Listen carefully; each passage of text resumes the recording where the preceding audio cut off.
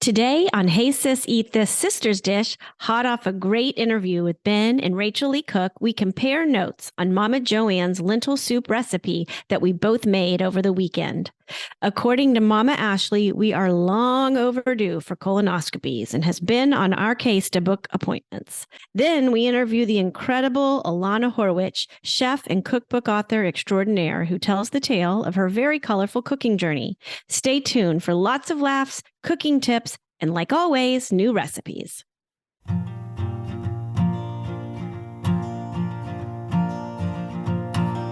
Grab your fork and grab your knife. Morning, afternoon, and night. Mama's recipe and mine. We're about to have a good time. Hey sis, eat this.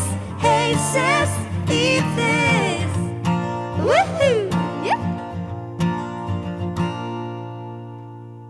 Hey, sis. Hey, sis. How is this week going so far? So far, so good. I'm feeling better, which is a good thing. I might not sound better, but I'm feeling better. So finally, yeah, I know. Took a while. I was getting worried because, you're coming to town for my birthday party. That's why I'm on lots of vitamins and getting prepped for the week ahead. We got a lot of work ahead of us. We do. We've got a big week. We're going to have some great interviews. But then we're also going to rip it up, Yeah, for your birthday. We're going to party it up. I always have a major birthday party. Well, since my 40th, when Lance threw 4 days of 40. Yeah. And it kind of set the precedence. There's usually costumes involved, which is always fun. I can't wait. I'm not going to talk about it till after the party, my costume. This year, we have our local dive bar, King's X, that we love. And we're doing it there. And because it's at the King's X, it is come as a king, queen, prince, or princess. Any iteration of royal. Yeah, and any derivative. Love it. Yeah. Burger King or Elvis. Keep an eye out for a package being delivered to your house this week. That's my costume. I know. I'm very excited about that. I was just talking to Mom about her costume. She was FaceTiming me to show me her Queen Elizabeth costume that she's putting together. And it's hysterical. And I told her that, do you have a wig? I don't know. I think Whitney's working on that for me. And I said, do you have a crown? She said, I'm not going to wear a crown. I'm going to wear a hat. And I said, no, you got to wear a crown. Like, it might not resonate that you're the queen if you're not wearing a crown. So I said, do you have old lady shoes? Well, I have something that'll work. And I said, well, you got to go to the Goodwill and get like a handbag and the whole spiel, the whole shebang. Yeah. I'm talking to her yesterday. And I'm like, well, what's your costume going to be? She's like, I'm just going to wear a tiara. I'm going to go back there in the kids' closet and see if there's a tiara in there. I'm like, Mom, you can't do that. Like, it's my birthday party. You have to wear a costume. Yeah, you gotta show up. And I'm like, why don't you be Queen Elizabeth? She's like, oh, well, I do have that pink or orange suit back there. That could work. An orange suit. It's pretty outrage. It's like, I mean, this was Carlisle. It was expensive back in the day. I'm like, well, it's 30 years ago it was, Mom. Yeah, it's like should go in the Goodwill pile at this point. And even then, I'm not sure who would want it. Well, we'll see if it really turns her into Queen Elizabeth. I got to work on that wig. Yeah. Well, we got to talk about our episode last week with Rachel Lee Cook and her brother. That went so well. And the recipe that we posted on our site, that her mom's famous lentil soup recipe. Yes. Because we both made it. And we did. We didn't have a photo of it. So I thought Friday night, I'm going to make it. And I ended up having to call Aaron and Ben because I was like, there is like maybe a half inch of water in here with these lentils. How is this going to make a soup? How's it going to boil the pasta? Ben's like, no, Mom's soup's very thick stew. And I'm like, okay. I haste it up by adding some Parmesan rinds. I did that too. Well, I took your cue and I made it last night. Well, we also substituted chicken broth for water because we're salt fiends. So the recipe says to boil it for an hour. 20 minutes in, I hear the lentils like cracking. I think my stove was just so hot.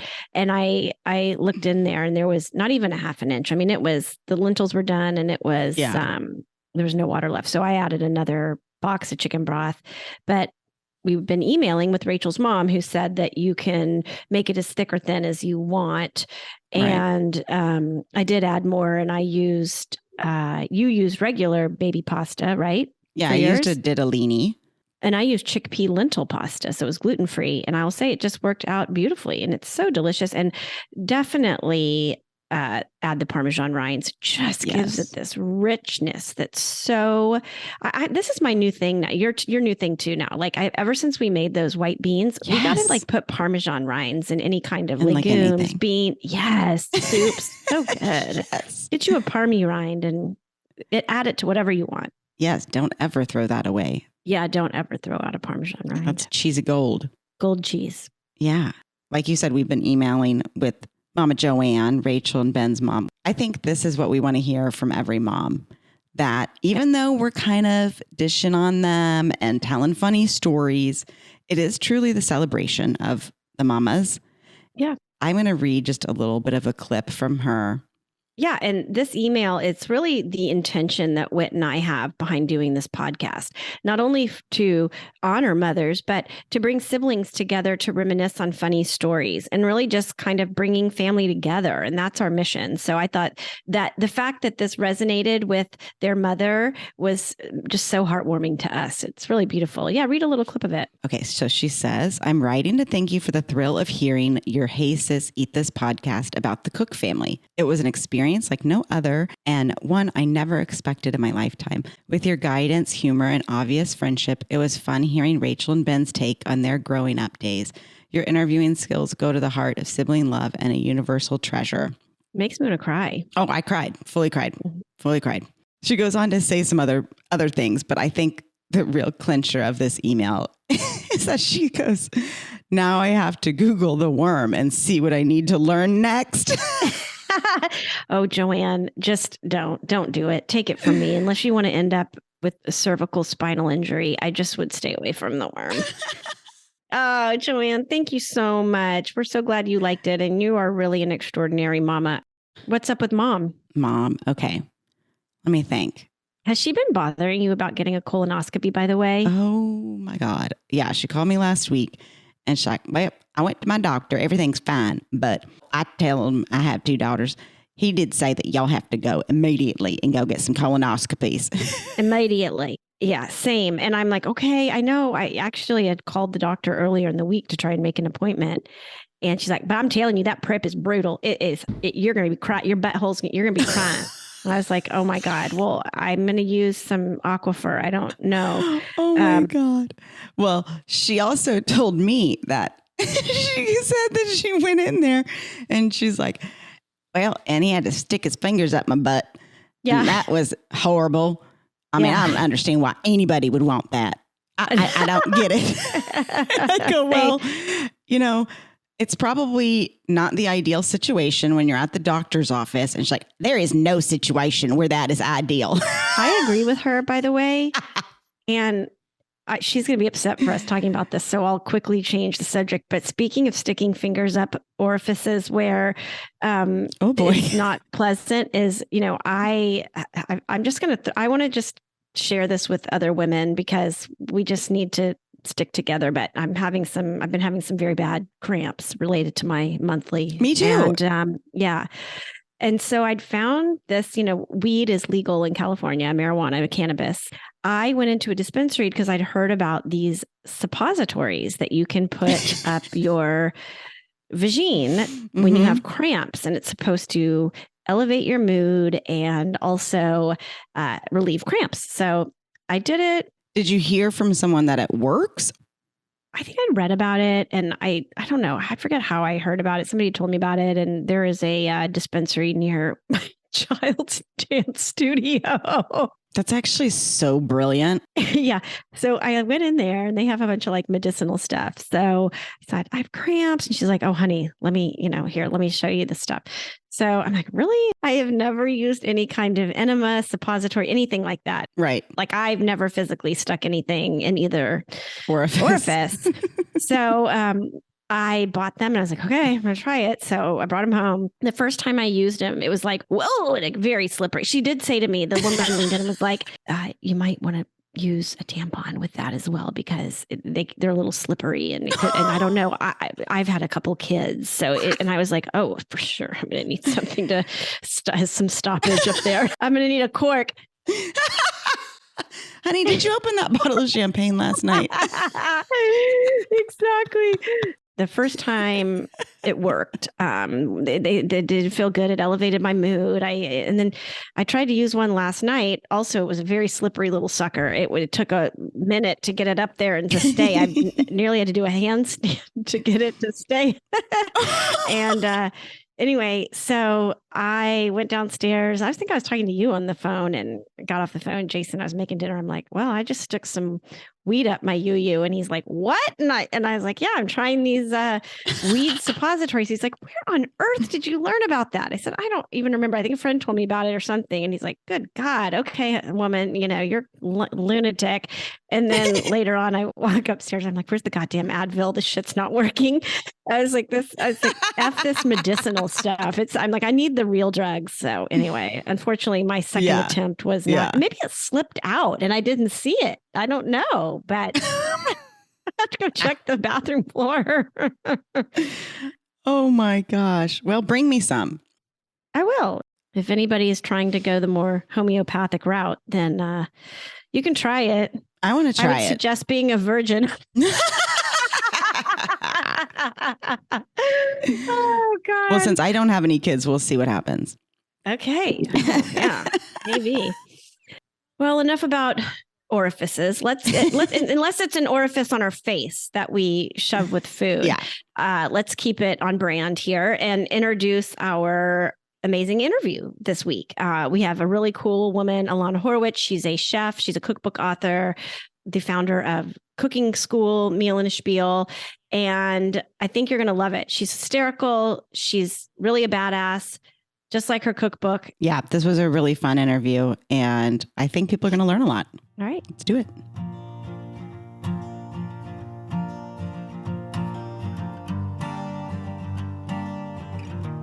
Hey, sis. Hey, sis. I am very excited to introduce this guest today because we have been wanting her on since we came up with the idea to have this podcast. She is an author, a cookbook author, the best name ever of a cookbook called A Meal and a Spiel, How to Be a Badass in the Kitchen. She's a chef, and she's also the founder of her cooking school called Meal and a Spiel. I'd like to welcome Alana Horowitz. Thank you so much for being here with us today. Thank you for having me. It's such a pleasure. And Alana also happened to, she's like a family friend, sort of. I've never met her before, but she actually went to preschool with my husband, which is such a small world. That's so funny. This is true. And this is true. And at 3 years old, I was not just friends with Jason. I was in love with Jason. I mean, in love. Everybody knew. Andy knows, mom knew, of course, his father, my grandparents. Your grandparents. Oh my God. I was like, I'm going to marry Jason Harrow when I'm 4. Because 3, I'm too young now. But when I'm 4, I'm going to marry him. Right. At 4. So adorable. Yeah. That is too funny. So when you heard he got engaged to Courtney, were you like, that bitch? Yeah, right. To be honest with you, I've probably seen Jason like maybe 3 times since nursery school. So I didn't even know. But when Courtney reached out, I was like, oh, it's the other woman. Yeah. I told her, I was like, you're the other woman. But, but you told me a story about your grandmother giving you some good advice. And I want to tell you she was right. Kind of, Yeah, my grandmother. So my dad's mom, who lived in Chicago, was out visiting and said to me, she was more traditional. She says, well, if you get married, you're going to need to cook for your husband and clean for your husband. And you're going to have to do his laundry and you're going to have to vacuum and iron his clothes. It's true. And I, at 3.5 years old, looked up at her and said, I said I was going to be his wife, not his mother. Is that amazing? Yes. Well, he's still a cutie pie, and we're just very excited to hear about, what it was like, in your life growing up and sort of your journey getting into food and cooking. And I just have to say, I want to read this funny quote from your cookbook that says, Alana Horowitz began cooking as a young child because the kitchen was the only place in the house. Her mother couldn't find her. You have to elaborate on that. My mom was a Berkeley educated feminist, had children in the 70s. And for her, cooking was just not part of like her feminist ideals. She had 3 daughters. And for her, she wanted her daughters to be career women, to not be housewives. She wanted to set an example. And also really, I think what it comes down to for her is that she never found an enjoyment in cooking. For her, cooking was a chore. The kitchen was just not a place where my mother was. My mom also was like a bit of an ass kicker as a mom. And so, you know, it was a space in the house where I could be creative and play and really just be just left alone. So you enjoyed it at a young age? At a very young age. I enjoyed it. I mean, it was super simple. Like I would take a tortilla and put like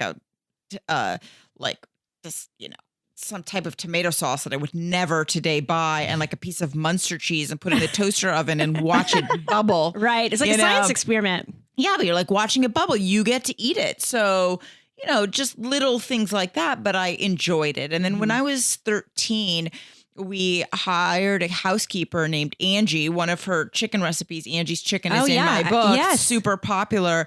But, you know, Angie was a fabulous cook. She was from the Caribbean. She was used to cooking, you know, for like huge parties of 100 people for her like Caribbean parties. And she cooked for us. My grandmother taught her Jewish recipes and she let me stay in the kitchen with her. Oh, that's awesome. So I learned, I remember the first time Angie made fried chicken. I didn't know you can make fried chicken. I thought you just had to buy fried chicken at a fried chicken store. Yeah. Yeah. Just crazy. I was so dissociated. We were extremely dissociated from food, from natural food. Like we also...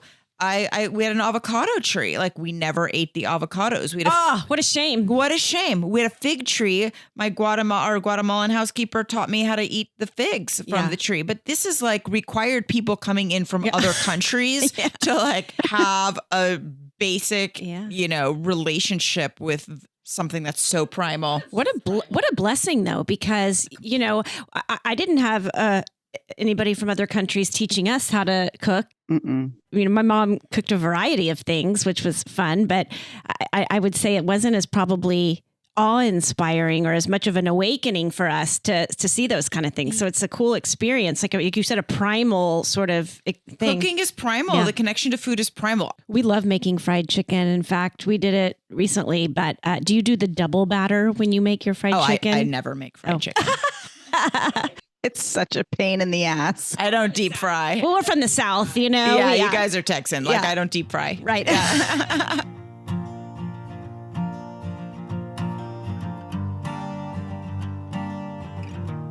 So you got out of the house, you cooked when you were younger, and I also know that you studied in Florence, which I did too. And what were you over there studying?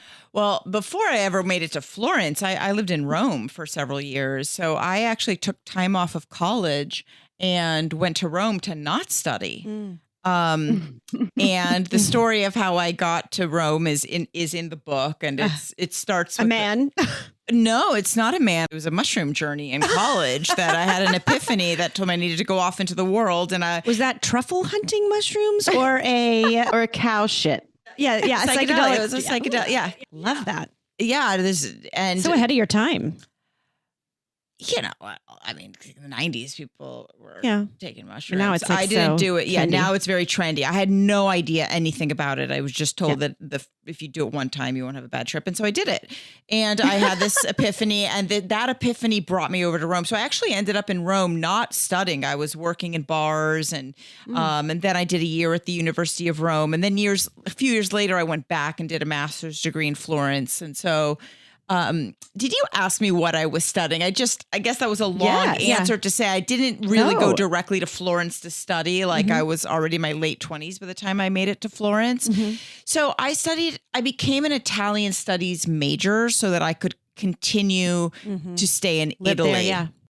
I've read in your book that you learned to cook from this, quote, Italian mama. And we're all about mamas on this podcast. So who was this woman? How did you meet her? And what was that whole experience like? Well, I had just really incredible, let's just call it luck. like I was supposed to go to Italy. Like I was not planning to go to Italy. Like the universe, call it spirit, call what you want, drop me in Italy. And shortly after I got there, I ended up in a Tuscan farmhouse outside of Siena that a friend of mine's parents owned, and they just opened it up for me. So there was these caretakers there, and it was this couple, Maria and Roberto, and Maria was just this like extraordinary cook. She didn't even know how good of a cook she was. Like she wasn't hired to be a cook. She was hired to like take care of the property, clean stuff, but she was just had this touch, it's Mama Maria. Yeah, an extraordinary touch. So, I stayed there on and off, for years. I still go back and visit. Maria's now retired. And I say I learned from Maria, but that's it. It's not the way you think. It's not like Maria invited me into the kitchen. It was like, Ilana, let me teach you how to cook. Not at all. The woman would like be in the kitchen cooking. You never saw her, and she would like exit, and then the food would be done, but you would eat. So like just eating Maria's food taught me so much. Like I had an understanding of like, okay, there's very little in this tomato sauce, but it is delicious. Right. The simplicity. Yeah. And like then finding my way to be able to like watch her a little bit and like, Maria, like, how did you make this? And like her answers, and I write about it because it's hilarious. I'd be like, I had this when I was like in my 20s at some point, I had this idea that I wanted to write a cookbook, never knowing that I would start a cooking school one day, but collecting recipes from Italian mamas. Oh, wow. So I was like, Maria's going to be my first mama. Your muse. Yeah. The muse, right? The muse. I mean, she's a lot of people's muse. She's kind of famous in the meal and the Spiel circles. She is famous. Yeah, like everyone knows love Maria's Chicken, Maria's Crostini. I mean, so... No, I said to her, Maria, can you teach me your meat sauce recipe? She says, sure. I thought she was going to pull out a piece of paper. And there was no piece of paper. And she says, okay, well, you put in onion and, do you chop the onion? Of course you chop it. So, finally? Yeah. Of course. Like what kind of idiot doesn't know that you chop an onion finally when it goes into a sauce?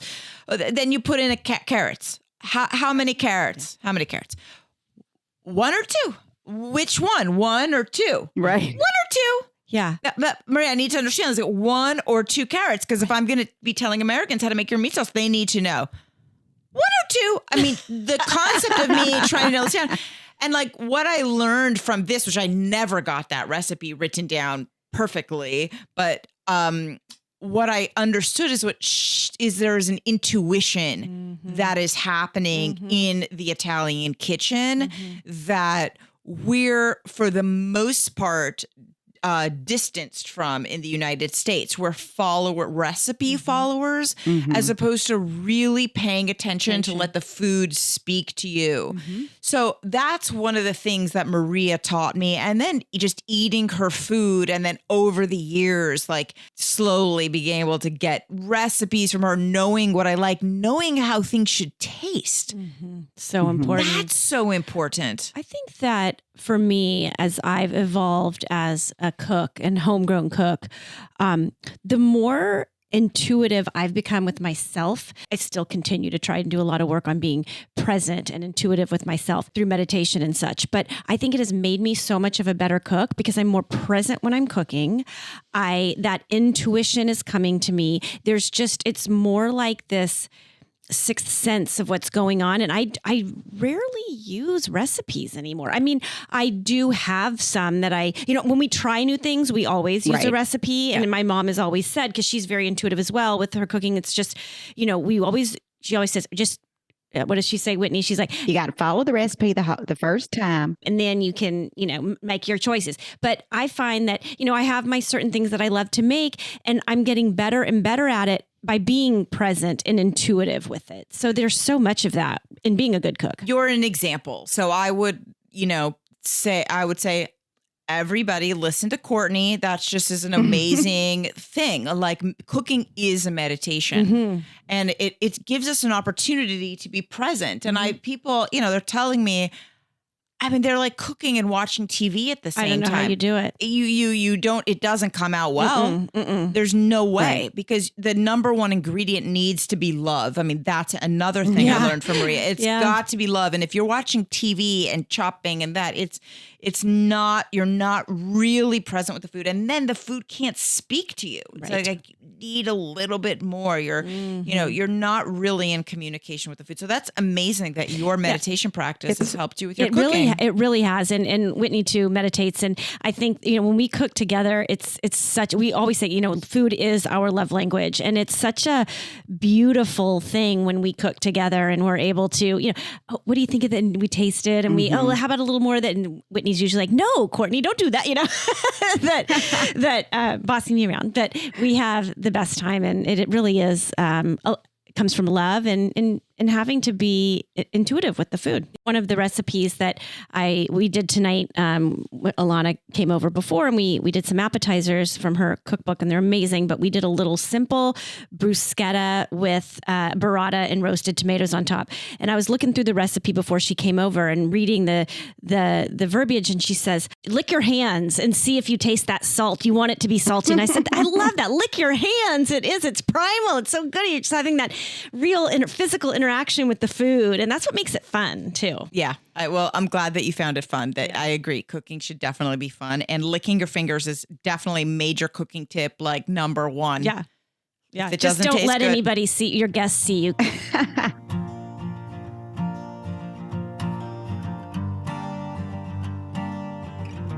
I want to get back to your cooking school and learn and hear a little bit about your experience with that. And also, you know, you say that you started the cooking school in your parents' kitchen. And I thought that was funny since your mother wasn't a cook and you would have your classes there. Did that drive her crazy? It must have been chaos. What did she think about that? No, it was actually perfect. I mean, my parents, they moved out of the house that I was raised in into a new house. I was very upset that they sold our childhood house and they moved into a house that actually just had this kitchen that was like just made for teaching cooking classes. There was a big island and the burners were right in the center of the island. Oh, that's nice. So it was kind of perfect. And my mom is extremely generous with her home.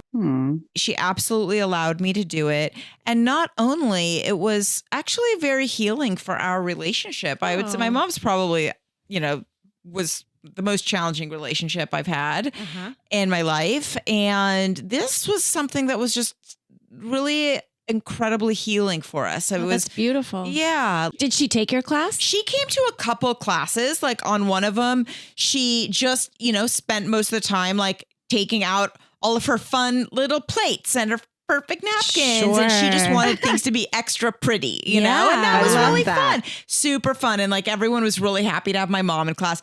And then we did this one class it was during the time of Sukkot, for those who don't know, is like the Jewish harvest holiday in the fall where you build a sukkah in the backyard. It's this little like structure house hut in the backyard. Yeah. Sukkot's really cool. And we used to actually I used to do Sukkot cooking classes for non-Jews. Oh, you know, like Jews and non-Jews to come and have this experience of eating in this backyard hut in the fall. Oh, that's cool. Very cool. Was it called Sukkot for shiksas and goyim? It was called Sukkot for goyim.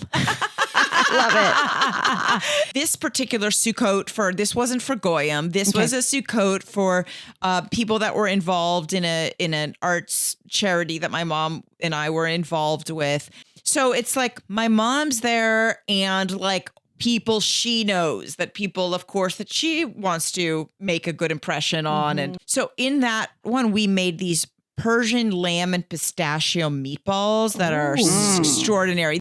They have like a pomegranate date glaze on them. And we made this. That sounds divine. Yeah, it's divine. But anyway, like I've got, let's say 15 people in the kitchen. I mean, the kitchen's big, but it's like, it's tight with 15 people. It's a chaos. Right. Which is how I like it. Yeah. I want everyone to just be in it. You know, dirty. they're in it, making it. And my mom, you know, leans over to me at a certain point and she's like, just tell me the truth.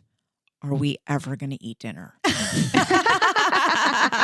And I was like, yeah, we're 20 minutes away. The meatball's about to go in. They're going to be done in 15 minutes. And then we're going to eat. She's like, whoa, like couldn't believe it because all she saw was mayhem. A mess, mayhem. And it was all coming together. Yes. So there was a method to your madness and she just didn't get it because she's not a cook. Exactly. Yeah.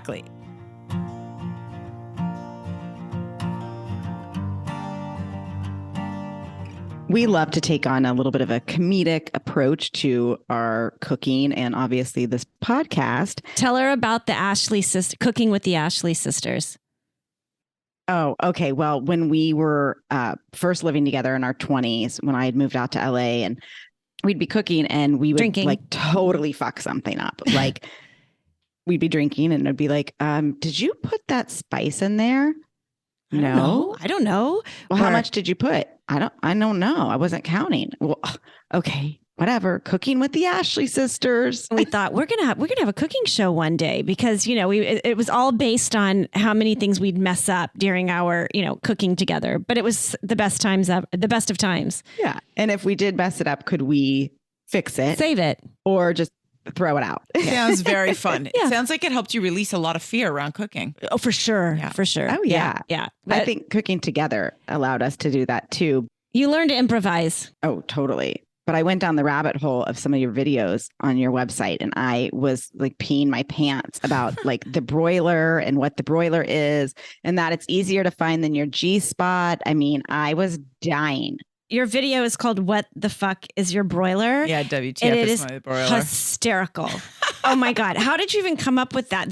They're great. So, if you're listening and you're like an amazing cook, you're like, what is she even talking about? Yeah. I really tried to reach people that had a lot of fear in the kitchen and like don't even know what to do in the kitchen at all. So we had to go over in like almost every cooking class, like, do you know what your broiler is? And like, there's always someone, at least, or more people, they don't know what their broiler is. Yeah. I was scared of the broiler for a long time. Yeah. Do we need to say what the broiler is right now? Or do you think ahead, everyone knows? The broiler is, if you have an oven that's like, later than the 1950s or 60s, it's on the top of your oven and you hit the broil and it comes out like a torch from the top of the oven, real high heat from the top. If you stick a whole chicken in there, it's going to burn the skin, but be raw on the inside. Right. But if you stick cherry tomatoes like we did tonight with olive oil, they blister. Asparagus, it's going to blister and cook perfectly. Or if you need to just melt some cheese on the top of a chicken parm or something and you just want to stick it in there for 2 minutes. But you got to be careful because I mean, mine's really hot. Like be like stoned and like you have to be aware. I mean, you can be, but you're going to burn your toast. If you're stoned, you have to set a timer. You have to set a timer. Alexa. Yeah. Now you know what your broiler is. Yeah. I don't know. At some point, it was just like a joke. Like, what's my broiler? It's like easier to find than your G-spot. Ain't that the truth? It's a lot easier to find than your G-spot. Yeah, shit. I could teach anybody to find a broiler. And get great results. Orgasmic food. Orgasmic results with your broiler. There you go. In the video, I just like put on a robe and like got in the bed and like put on red lipstick and was like, so funny. Do you know what your broiler is? Yeah. It's easier to find than your G-spot. Yeah. Like, let me take you into the kitchen. And then, no one will ever forget what a broiler is when they watch that video. They will learn. They will learn. But did you do stand-up comedy too? I did. Oh my gosh. I did do stand-up comedy. That's brave. It's so brave. Oh my God. It's maybe the bravest thing I ever have done. For sure. Yeah. I didn't have professional aspirations. It was one of those things that it was like, I'm a bucket list person. I had that on my bucket list that I would do stand-up one time before I died. Okay. And then when I was a high school history teacher, I saw at school that there was there's going to be a stand-up show from all the kids that had taken stand-up class. I didn't even know there was a stand-up class. And there was a list of the kids and a few of them were in my class. And so I went. Every single kid had at least a moment of being genuinely funny. Wow. And really ballsy, like really courageous. And because I'm a teacher, I understood that this teacher was amazing. Sure. So I went to the office at school. I said, "Could you put me in touch with this teacher?" And then I reached out to him. I said, "Do you ever teach adults?" And he says, "Yeah, guess what? I actually have a class starting in like 3 weeks." So I went and I did the class. I was like, this is my bucket list. And there's going to be a performance at the end of the class. Oh my gosh. Yeah. And I went and like what was kind of took me by surprise is what it turns out that people found funny about me, which I think is maybe about anybody, is really my like angst. You know, like the stuff that like really drives me crazy in my own head. How would I want anyone to know this? Like even me, I don't want to know this about myself. That's what's funny. Yeah, but Right. maybe it's because it's relatable and more people are thinking are thinking that way than you even could imagine. It is relatable. In Yeah. fact, it was so healing for Yeah. me because Mhm. when people laughed, Right. I was like, okay, maybe I'm not that fucked Yeah. up. Right. So actually bringing it back to Meal and to Spiel, my book, Yeah. and to the stories that I was writing as I was teaching cooking. I mean, I was writing as I was teaching. I didn't give a fuck that what anyone thought of me. I was like, I am going to be honest Yeah. and I'm going to be raw. Yeah. You know, Mhm. and I even have like for my brisket recipe, which I call the best brisket ever, I talk about like being in a real funk of a deep depression and going to the market and making brisket and like how nothing had really worked for me. Like, and I include all the things that I had tried, including Zoloft and whatever else it was, but like brisket worked. And but would have had too much shame to even say that I was depressed or that I had tried Zoloft, when it's like, no, Yeah. this is humanity. For sure. This is humanity. Oh yeah. I take Zoloft. In fact, if you I was listen, like, raise your hand if you're on Zoloft. everybody here. I am not on Zoloft. I got off my Zoloft. Oh, I have to say that. I don't that think was that's a possibility for me ever. But I so appreciate that. I think part of this podcast has been liberating because we want to be truthful and say the truth. And you know, our mom, when we first launched, and she's on it from time to time, but she calls us up and she goes, I don't like that y'all say the F word all the time. And so we were like, oh, maybe we should turn it down. She's, my friends aren't going to listen. Then we've had other consultations with some of our other best friends. Like, you know what, guys, if you're not your authentic self, it's not going to resonate with people. You can't censor yourself. Yeah. You've got to live your truth. And when we do that, that's when the golden moments come out. Totally. There's fuck 7 times in Neil and yeah, Spiel. yeah. And let me tell Yeah. you, 70-year-old Jewish women are my number one fans. Right. Yeah. They love it. They're like, she even says the F word. You know, they love it. They want to say it. Yeah. You're kind of inspiring me, Alana, because I went through a 3-year IVF journey. At the end, we didn't end up getting pregnant, and, you know, we're going to live our lives, and actually we're loving our life kidless right now. During all this time, I had like just hilarious shit happen. And I said, I'm going to write a one-woman show called IVF is Hilarious. And I started to write down all of these stories, and They're good. then the podcast came along, but I'm like, I need to go back and revisit some of that. Well, you'll just get a bigger audience for your one woman show when you have more podcast listeners. So it's coming. You just got to manifest that. I should put that out there. I know there were several situations where it was just insane. Really, you're going through that journey and it's just so fucking hard. And you just have to find the comedic moments in order to get through it. So you're inspiring me to go back to that G-Doc I started. That G-Spot? Oh, I mean G-Doc. Oh, yeah. I'm all for you sharing your story. And I'm sure so many women would relate. For sure. Well, that's the thing. I even have a little group of girls. There are 3 of us, and we call ourselves the United Sisters of Uterus. And one of them is pregnant. One of them just had her baby. And then I'm the one that didn't, but we still text every week. We support each other. We're there for each other. It's such a community of people who have gone through it, done it. And it is a unique thing to go through. Yeah. And I think you're right. There's a lot of relatability to that.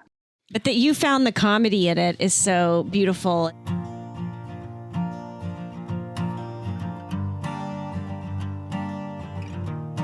So, Alana, do you care if we do some rapid fire questions with you? Let's do it. All right. What's your favorite kitchen gadget? The microplane. Yeah. Ooh, mine too. Yeah, I love the microplane. It's great for zesting, grating. I have a question about that. The microplane? Yeah. Mhm. How often do you replace your microplanes? I haven't. I just like literally have. I probably own 2 microplanes, but I haven't had to replace my microplane. But it's $15 if you need a new one. Get a new one. But get the long, skinny one. Yeah. I feel like mine might be getting a little dull too. Mine is. I keep 2 as well because I use them so frequently that one's like either dirty in there and So what is your favorite thing to cook, Alana? Everybody asks that question. I don't. It's so hard. Okay. I love to cook linguine allo scoglio. Like I make a pasta with mussels and clams. Oh, so not kosher, yum. but it's so easy and so good. Just with like white wine and garlic and a little white wine, a little garlic, little bit of tomato. The recipe's in Meal and Spiel. Okay. Do you get to lick your hands while you're cooking it? Like that one maybe not so much, but I just love making that pasta. So what's your best cooking tip?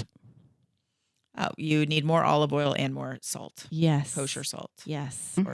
Or sea salt. I mean, we just made these tuna crostinis. It's called the Jewish tuna toast. Is that what Jewish Italian tuna toasts? In a Cuisinart, we mixed Italian tuna with the olive oil and some butter, and you put capers and olives on top and parsley. I mean, in lemon zest. The recipe's in her book, but Alana takes my olive oil and just starts drenching the whole thing in olive oil. She's like, "You need more olive oil. You need more olive oil." And I mean, I wasn't offended. And what that olive oil did, that little extra bit of olive oil, it was like just melted in your mouth. It was so, I mean, was it a PD? Because we have a foodometer where we rate food, and a PD is a panty dropper. It's so good your panties fall off. Oh yeah, and that was a PD because for the sure. olive oil, then you have a drip over the crostini, so it goes onto the plate, and then the bottom of the bread also is soaking up the olive oil. And you know what else they say in Italy for all the ladies out there? That if you eat bread with olive oil, it's not fattening. Oh, because really? the olive oil just like shoots it right down through your system. Oh, if it's not with doesn't have olive oil, it clears you out. Yeah, well, it moves it along. It lubricates the food through you. All right. Last question. What's your favorite cocktail? Oh, a big indica joint. I'm not a drinker. I love it.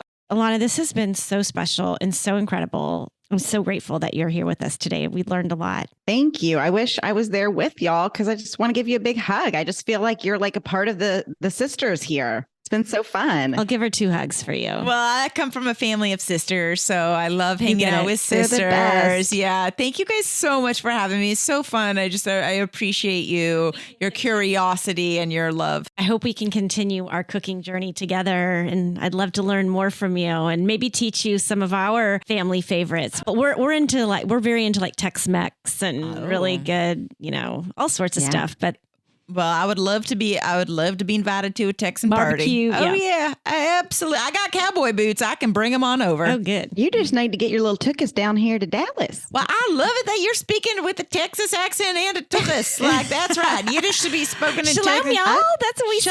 Shalom, y'all. Shabbat shalom, It is y'all. Shabbat shalom. Shabbat shalom. I speak a lot of Yiddish, so I love it. She's Jewish by association. Exactly. The best is Whitney, at Hanukkah has like a full-on Hanukkah party with her latke bar with the caviar and the whole thing, and it's really cute. Well, I'm just going to plug my latke recipe also in Meal and Spiel. It's like the best latkes ever. Ooh, I'm not okay. lying. It's real good. And tell our audience where they can find your book. The easiest and best place to find Meal and Spiel is on Amazon.com. If you would like a first edition copy of Meal and Spiel, that can be found at elanahorwich.com, ELANAHORWICH. They are more expensive, I'm just going to say. So if you go to Amazon, you're going to find it for under half the price. Well, my birthday is coming up for anyone listening. I got you, girl. And what's your Instagram handle? Ilana Horwich. Okay, awesome. Well, as we say at the end of every episode, love you, love your show, Whit. I love you. I love your show.